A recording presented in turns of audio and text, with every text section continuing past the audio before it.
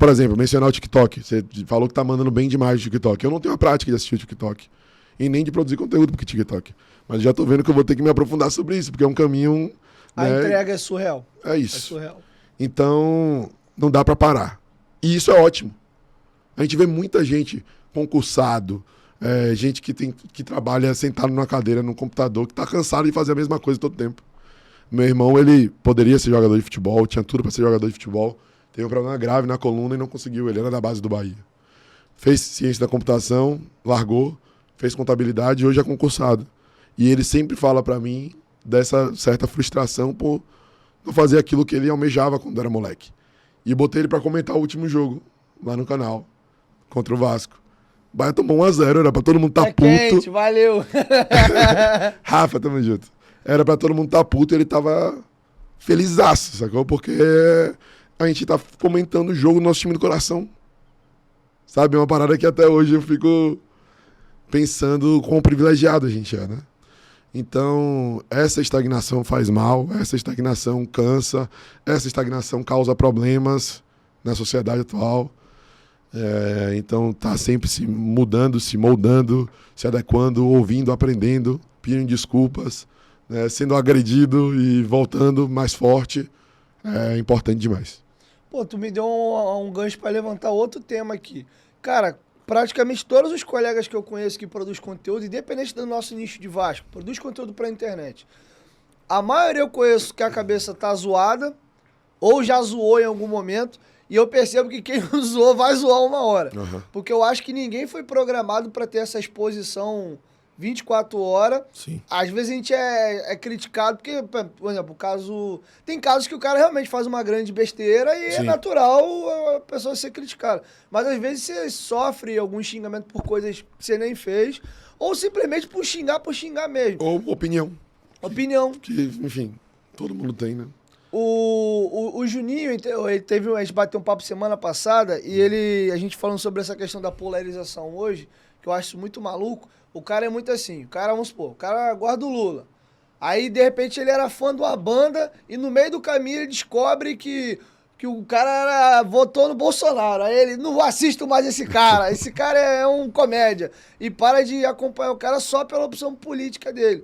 Aí o Juninho tava até falando aqui sobre a divergência de, por exemplo, aqui no Rio, tem o Rica Perrone, tem o Fui Clear, que eles são os caras que o conteúdo deles é voltado todo pra opinião. Eu acho que essa galera tem um hate ainda muito maior, porque é opinião. Sim. Por outro lado, o Juninho falou que tem uma parada legal, que por ser canal formador de opinião, eles têm uma base muito grande de apoiador. Sendo que ele fala assim, pô, esses caras assistem só que eles querem ouvir que pensa a mesma coisa. Sendo que eu acho que isso é um problema. Você não tem que ouvir só quem você acha que pensa igual a você. Porque a gente cria um mundo muito maluco. Então toda vez que eu tiver uma opinião diferente da tua, a gente tem que se excluir. Aqui mesmo, você gosta, torce do Bahia, eu torço pro Vasco. Então isso seria um limitador sobre futebol pra gente não conversar e não ter diálogo. Então se tu vota num cara, eu voto em outro, a gente não se fala. Isso pra mim não entra na minha cabeça. O mundo tá muito doido. E me remete muito àquela teoria do dividir pra conquistar.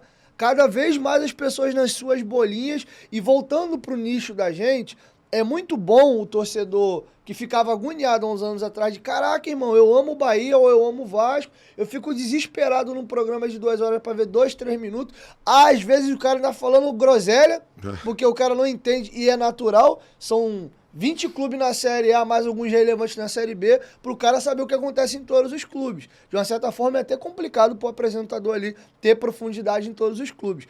Mas você não acha também que trouxe um fenômeno também negativo em que ponto? Hoje o torcedor ele sabe a fundo, até que é o roupeiro, o filho do roupeiro, o cara que acordou com diarreia, mas ele acaba também perdendo o restante. Porque eu acho que o interessante, o Barbaça, é a gente chegar num equilíbrio. Foi muito bom a nossa chegada para aquele cara lá que era desassistido. Ter alguém produzindo conteúdo a fundo do clube dele é maneiro, mas por outro lado começou-se a criar a cultura de novo da bolha. Quando o cara passou a ter essa opção de só acompanhar o Bahia, ele em vez dele assistir um pouco o que acontece no outro, mas ter o clube dele no fundo, ele passou a ignorar todo o resto e hoje ele só sabe do clube dele. De uma certa forma, esse torcedor fica um pouco mais radical, ele fica, pelo próprio formato de bolha, você fica mais ali a gente contra o resto, e de uma certa forma você acaba ficando um pouco mais desligadão de tudo. A gente como produtor de conteúdo, eu acho até que é compreensível, porque para fazer 3 vídeos por dia igual eu faço, cara, é quase humanamente possível, ainda trabalhando sozinho, eu estudar tudo que acontece no clube para produzir 3 vídeos e tá acompanhando o que tá acontecendo no redor, vendo o Champions League e o caramba 4. Mas o usuário comum, eu acho importante ele acompanhar o clube dele no fundo, mas ele também saber o que tá acontecendo ao redor. É importante você ter essa pluralidade, até mesmo para quando tu jogar com o adversário, tu... Pô, quem é esse maluco aí que fez um gol aí? Nunca nem ouvi falar. Concorda comigo nesse sentido? Demais, pô, demais. Um exemplo é o diálogo que a gente tem, né, entre nós, influenciadores de outros times. A gente não se conhece de agora, a gente já se fala há muito tempo. Tem uma rapaziada massa também que produz conteúdo para Botafogo, Vasco, vários outros do Vasco, Fortaleza, Santos, Corinthians.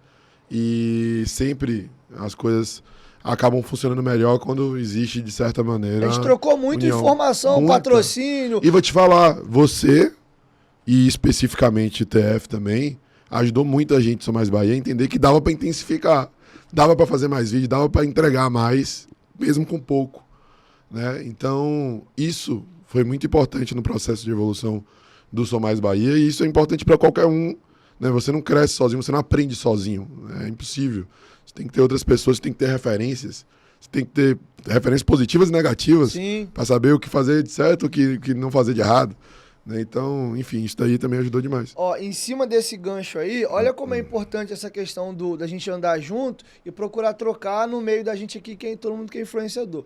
Isso que você me citou, eu aprendi com o TF. Sim. Uma conversa com o TF, uma vez, eu falei, irmão, tá fazendo quantos milhões de visualização por mês?